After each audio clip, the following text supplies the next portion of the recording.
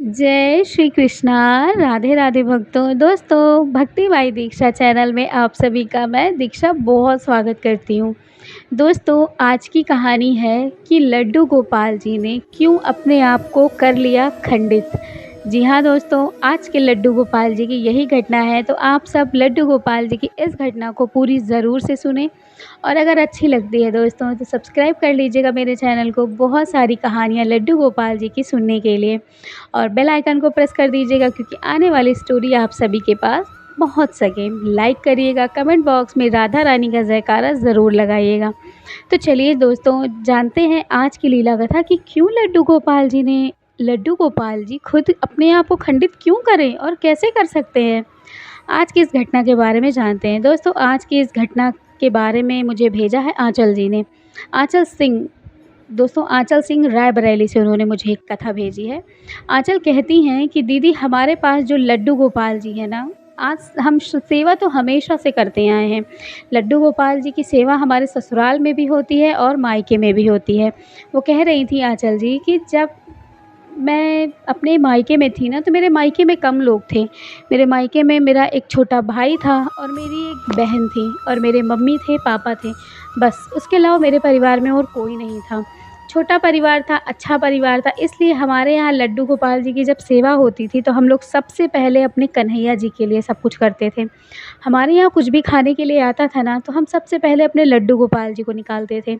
हम सर्वप्रथम लड्डू गोपाल जी को आगे रखते थे। इसी तरह से मेरी आदत थी कि मैं लड्डू गोपाल जी की सेवा बड़े ही तन मन से करती थी।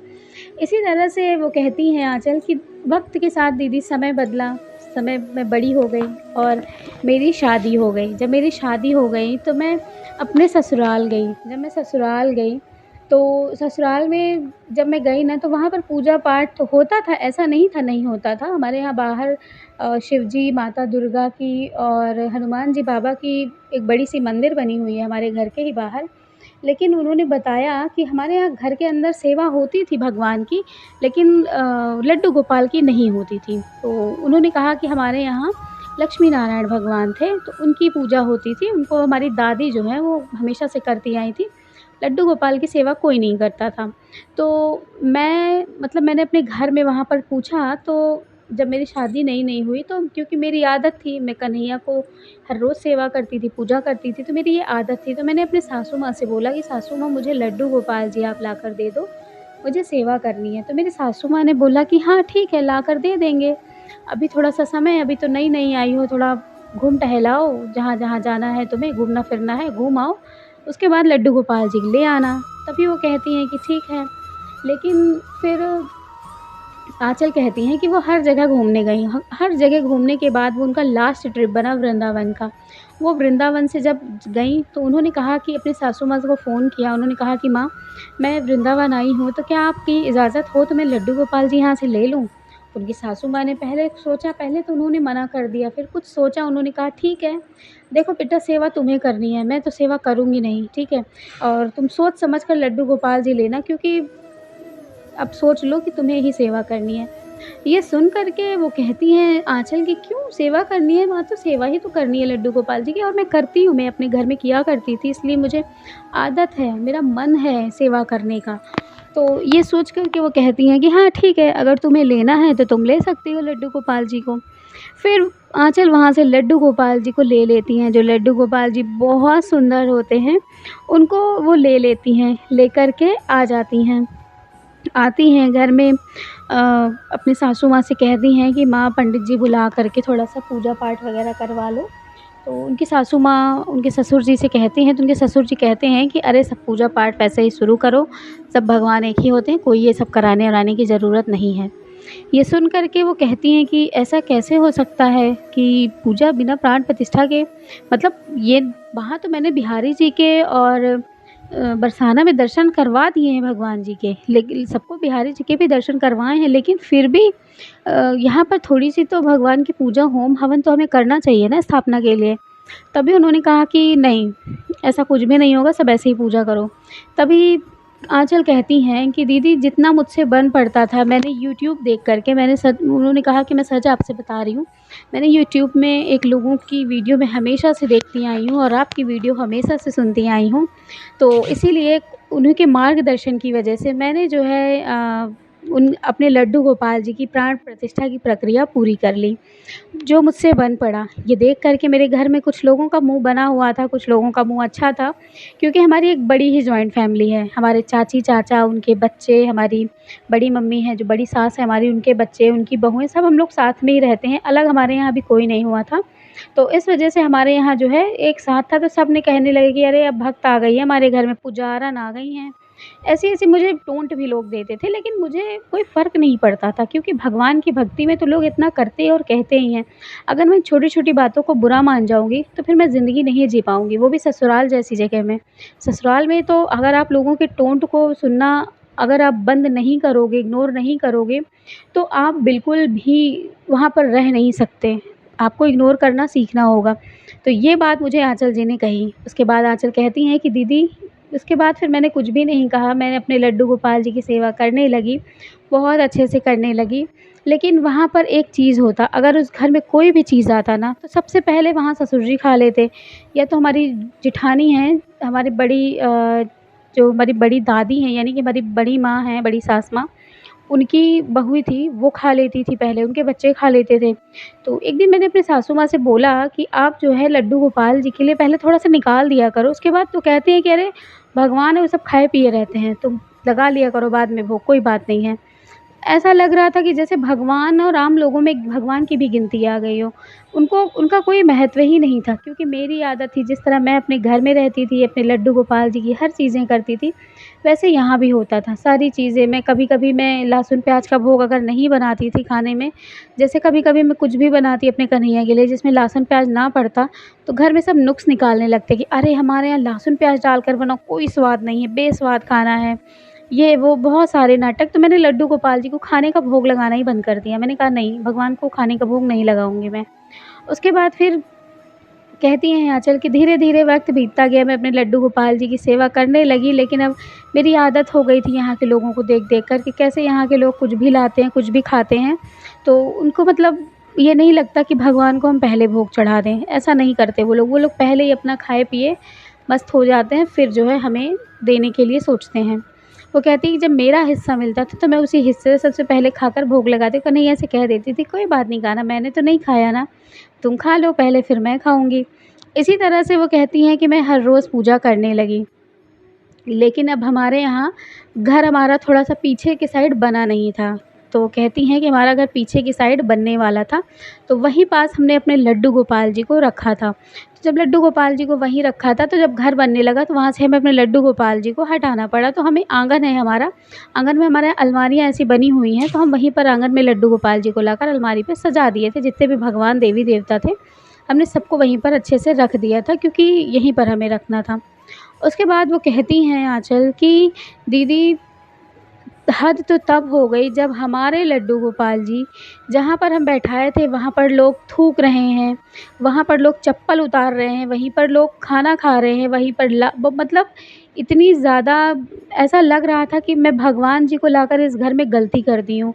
ऐसा उनके साथ इनकी बेइज़्ज़ती हो रही थी, और बेइज़्ज़ती करने वाले कोई और नहीं, हमारे घर के, हमारे जो परिवार के लोग थे, जो हमारे साथ रह रहे थे, वही थे, और कोई भी नहीं था।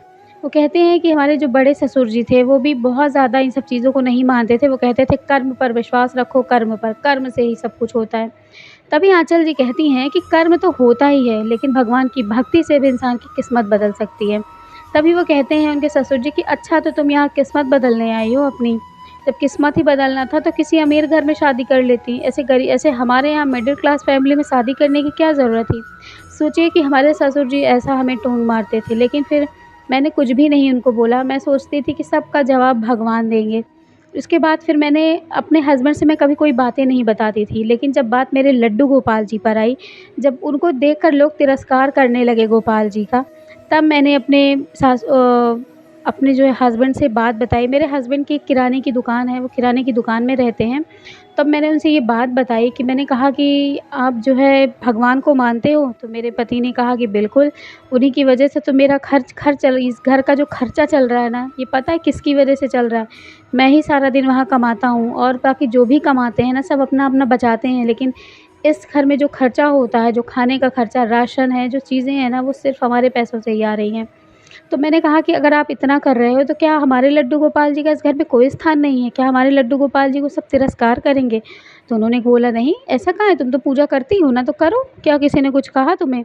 तब वो कहती हैं कि मैंने बताया कि कैसे हमारे लड्डू गोपाल जी के साथ ये लोग करते हैं। कभी-कभी तो मेरे लड्डू गोपाल जी ऐसे गिरे पड़े रहते थे, तब भी कोई उनको उठाता नहीं था। कभी-कभी उनके ऊपर, अब देखिए घर उस तरह से है तो चींटियाँ हैं और बहुत सारी चीज़ें हैं जो चलती रहती हैं, लेकिन वहाँ पर कोई साफ-सफाई नहीं करता था। मैं ही अगर इस तरह से, अगर मैं पूरा काम करके घर का अगर मैं फुर्सत पाऊँ तभी अपने भगवान जी के पास जाऊँ, लोगों से कहती भी थी, तभी कोई मंदिर की सफाई नहीं करता था कि वहाँ का फूल हटा दे, जो सुबह की धूप बत्ती दिया हुआ है, वहाँ का बर्तन साफ़ कर दे, कोई भी ये सब काम नहीं करता था। इसलिए मैं अब थक गई थी। धीरे-धीरे मेरी शादी को 1 साल बीत गए। 1 साल बीत गए, मुझे कोई भी अभी संतान नहीं हुई। संतान की वजह से भी मेरा मन अब बहुत दुखी रहने लगा। फिर मुझे ऐसा लगने लगा कि मैं लड्डू गोपाल जी की सेवा शायद सही से नहीं कर पा रही हूँ, इसी वजह से मुझे संतान की प्राप्ति नहीं हो रही है। फिर मैंने अपने मम्मी से बात करी, मेरी मम्मी बहुत ही इन सब चीज़ों के बारे में थोड़ी-सी जानकार हैं। तो मेरी मम्मी ने कहा ऐसा कुछ भी नहीं है, भगवान सिर्फ़ भाव के भूखे होते हैं, सेवा के नहीं। जैसी सेवा है वैसे ही ठीक है। भगवान भी हर जगह एडजस्ट कर लेते हैं, तो तुम्हें परेशान होने की ज़रूरत नहीं है। लेकिन एक दिन हैरानी वाली बात तब हो गई जब हमारे लड्डू गोपाल जी को, हमारे जो जेठानी है ना, परिवार मतलब हमारी जेठानी जो हमारी बड़ी सास की बहू है ना, उन्होंने लड्डू गोपाल जी को दे दिया अपने बच्चों को खेलने के लिए, और मेरे लड्डू गोपाल जी को कोई इधर उछाल रहा है, कोई उधर उछाल रहा है, कोई बाथरूम के पास ले जाकर कोई रख दे रहा है छुपाकर, मतलब इतनी दुर्दशा उनकी कर रहे थे। मैं कमरे में सो रही थी, मुझे नहीं पता कि ऐसा हो रहा है। जब मैं 4 बजे थोड़ा-सा उठी, उठने के बाद मैंने जो थोड़े बहुत बर्तन वग़ैरह पड़े थे धोए, साफ़ किए। मेरी आदत थी कि मैं फिर लड्डू गोपाल जी का मंदिर साफ़ करने जाती थी, और जब मैं मंदिर साफ़ करने के लिए गई, वहाँ पर लड्डू गोपाल जी नहीं थे। सामने देखा तो मेरी जेठानी बैठकर अपने बच्चों के साथ यही सब करवा रही थीं, या शायद वो खुद भी कर रही थीं, या मेरी जलन बस वो ऐसा चीज़ें कर रही थीं।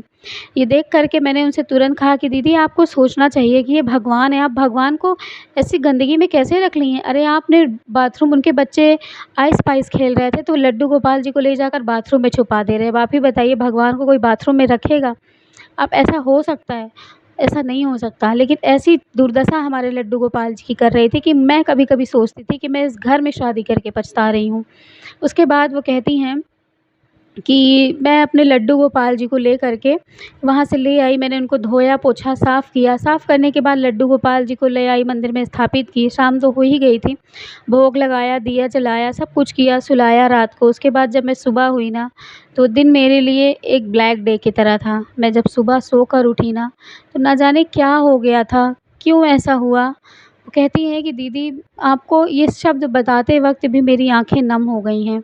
वो कहती थी कि मेरे लड्डू गोपाल जी ने अपने आप को ही ऐसा लग रहा था कि खंडित कर ले। मेरे लड्डू गोपाल जी ना बीच से टूटे हुए थे। उनकी मुंडी दूसरी तरफ हो गई थी। लड्डू गोपाल जी ना बीच से चिटक गए थे। ऐसा हो गया था जैसे उन पर दरार पड़ गई है। दरार पड़ गई थी, ये देख कर के ना मैं बड़ी ही हैरान हो गई, और मतलब ये बहुत ही अजीब-सी बात थी कि लड्डू गोपाल जी का चिटक जाना बीच से, जैसे एक घड़े को बीच में चिटक जाता है, वैसे ही हमारा लड्डू गोपाल जी चिटक गए थे। ये देख कर के मैं तुरंत अपने सासू माँ को मैंने ये चीज़ बताई। मेरी सासू माँ कहने लगीं कि ये कैसे हो गया, गिराया होगा। मैंने कहा कल बच्चे ऐसे-ऐसे कर रहे थे, क्या पता इसी वजह से ऐसा हो गया हो। मेरी जेठानी ने साफ-साफ कह दिया कि हाँ, तुम्हारे लड्डू गोपाल जी तो सोने के हैं, जो हमारे बच्चों के छूने से टूट गए, इधर-उधर हो गए, है ना? ये सब उन्होंने कहा, लेकिन मेरे लड्डू गोपाल जी पर किसी ने ध्यान नहीं दिया, उतना मेरी सासू माँ ने भी ध्यान नहीं दिया। उसके बाद फिर मैं बहुत रोई। उस दिन मैंने ना खाना बनाया और ना खाया। शाम को मेरे हस्बैंड आए, उनको जब ये बात पता चली कि मैंने आज ना खाना बनाया है और ना खाया है, तो वो आए, उन्होंने मुझसे पूछा कि क्या बात है? तब मैंने उन्हें सारी बातें बताई कि कल क्या-क्या हुआ। मैंने अपने हस्बैंड को कोई बात बताई नहीं थी। उसके बाद मेरे हस्बैंड ने मुझे समझाया कि कोई बात नहीं, जाने दो, लड्डू गोपाल जी खंडित हो गए हैं, उनको विसर्जित कर देंगे हम लोग, एक नए लड्डू गोपाल जी को लेकर आएँगे। तभी मैंने कहा कि नहीं, मैं लड्डू गोपाल जी को अब दोबारा नहीं लेकर आऊँगी इस घर में, क्योंकि इस घर में मेरे भगवान की इज़्ज़त नहीं है, मेरी इज़्ज़त नहीं है, तो मेरे भगवान की लोग क्या इज़्ज़त करेंगे? इस घर में सब जो बड़ी जेठानी जी हैं हमारी ना, सिर्फ़ उनकी इज़्ज़त होती है और किसी की नहीं होती। मैंने अपने हस्बैंड को कहा, उसके बाद मैंने उस दिन भी खाना नहीं खाया। मुझे पूरे 24 घंटे बीत चुके थे। मेरी हालत अब बिल्कुल ख़राब हो गई थी, मेरी बीपी लो हो गई थी, उसके बाद मेरी मम्मी, मेरे पापा, मेरे भाई-बहन सब मुझे देखने के लिए आए, ये देखने के लिए कि मेरी दीदी की तबीयत ख़राब है। आए, उन्होंने मुझे देखा, फिर मैं हॉस्पिटल में गई, मैं एडमिट भी हुई थी 1-2 दिन के लिए, मुझे ग्लूकोज़ भी चढ़ा और ग्लूकोज़ चढ़ा, उसके बाद मैं घर आई, फिर मेरी सासू माँ जो हैं, उन्होंने फिर कुछ भी नहीं बोला, उन्होंने कहा कि जाने दो बेटा, जो होता है सब अच्छे के लिए होता है, जाने दो, लड्डू गोपाल जी को अब घर से हटा दो। मैंने अपने मम्मी को दिया क्योंकि हमारे यहाँ पर रहते हैं, एक हमारे यहाँ पर बाबा जी रहते हैं, तो मैं उनको दे देती हूँ, तो वो विसर्जन कराएँगे अपने हिसाब से, तो इसलिए मैंने अपनी मम्मी को दे दिए लड्डू गोपाल जी को, वो विसर्जन करवा देंगी।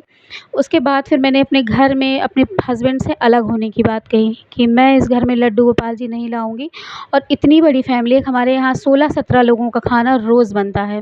इतना काम करते-करते मैं हैरान हो जाती हूँ।